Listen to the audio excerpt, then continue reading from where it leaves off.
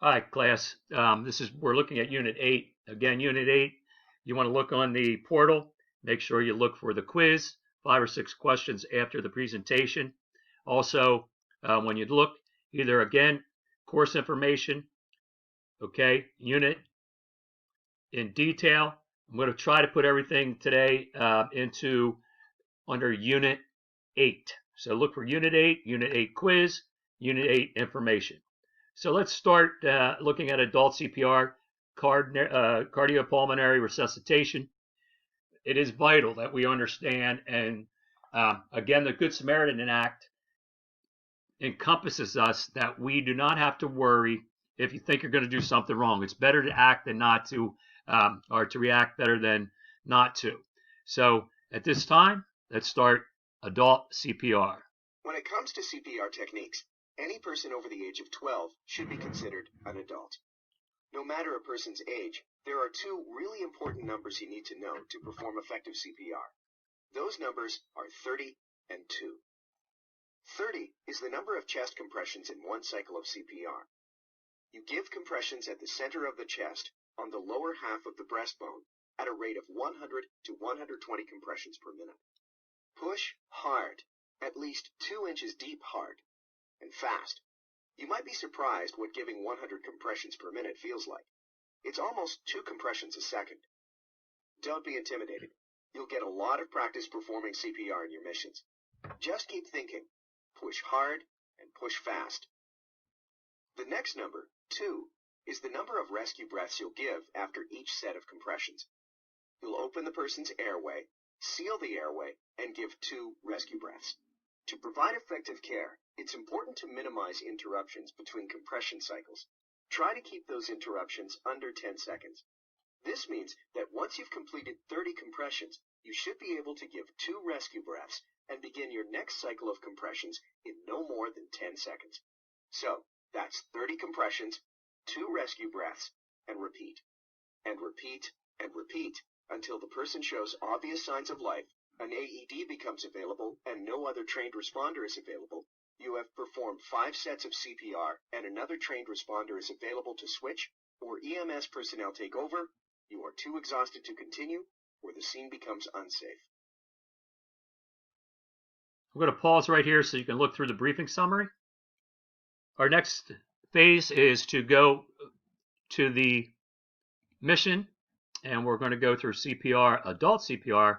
We do have child CPR or infant CPR as well. So we're going to do the skill practice. Here we go. Zach has returned with water and a towel, only to find Eric collapsed face down on the floor. Now it's up to you to step in and provide effective life-saving care. Remember, in order to perform CPR, the person needs to be on their back. Okay, so we're going to look the scene, check there. It looks safe. We don't know why he may be on the floor. Something, electrical could have happened. You've checked the scene, and there don't appear to be any hazards. The scene is safe. While checking, you didn't notice any severe, life-threatening bleeding. Okay. We're going to tell Zach, see what it says here. I'll be right back. Good work. Zach is now calling 911. It's critical that you alert emergency services as soon as possible during a cardiac emergency. Before you engage with bystanders, you should check the scene and check the person for responsiveness. Okay, so we're going to check for responsiveness. So let's look here. And again, I will not always click on the correct one. We'll just click and see if it's right or not. But it did tell us to check, so we'll check for responsiveness. But let's see what it says about turn Eric over. See the proper technique. So now when we look for responsiveness, we're going to click on, let's click on what it says up here. Check for responsiveness. Perform chest compressions. And open airway. So let's open the airway. Now open the airway. So we want to position ourselves, and this is going to tilt the chin. So let's see if I tilt it. We tilt it just about right there. Eric's airway is now open. However, there were 1 or more steps you should have completed before opening Eric's airway. Let's see what it says here. Perform chest compressions. So let's try that. Position yourself for chest compressions. So this arrow, if I can get to it, because I'm going to see the upper position. So we want to get right over, if you can see the person up top, right on the chest bone. And if you put your two fingers at the bottom of your chest bone, it's called the xiphoid process. Just go up from those two fingers. You know, that's the little tiny bone at the end. Nice job. Next, drag the correct hands to the correct location on the chest for compressions. Okay, so we know this looks more like Heimlich. The hands aren't engaged together. Let's correct it right here. Put them on. Good work. You'll need to count compressions on your own. Remember, give 30 compressions at a rate of 100 to 120 compressions per minute. When you've completed chest compressions, select the Done button.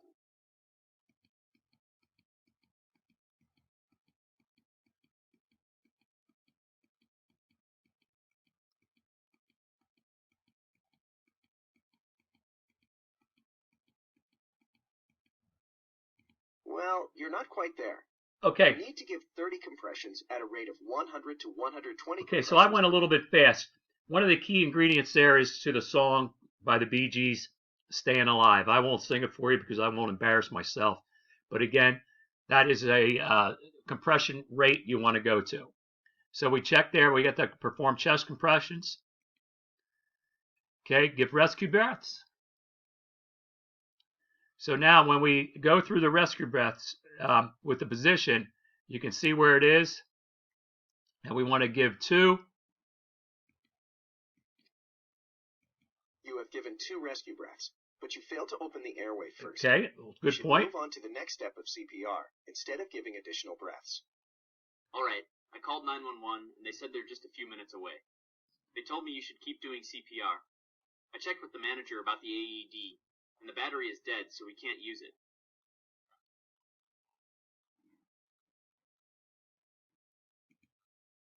Okay, so at this point in time, he did call CPR, checked for the manager, and that's what they said.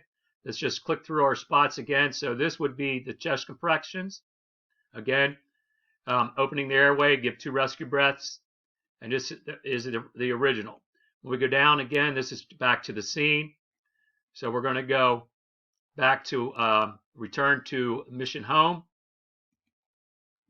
And so when we think about that CPR, he told us to continue going through CPR at the rate of 30 seconds. You want to get between 100 and 120 compressions.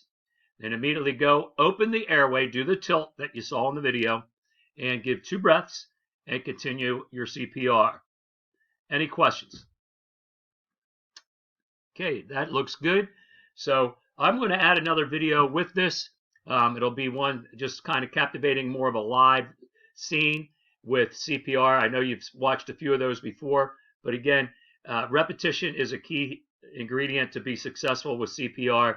Again, remember, 2 breaths, 30 seconds with compressions, getting 100 to 120 compressions. Go back, look, listen, feel. So I look at the chest, make sure to see if it's rising. If it's not, I listen to see or to hear if I feel any breaths being exchanged.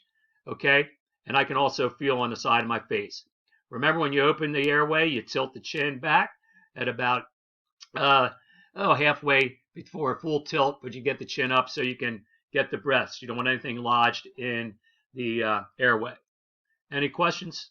If you do, again, you can email me anytime. Please, any quizzes that you had not taken at this point in time, go back or email me. I will reopen the quiz. You have the information in the portal, and but please don't hesitate to email me. Take care, and we'll get another video coming to you. Again, the quiz following.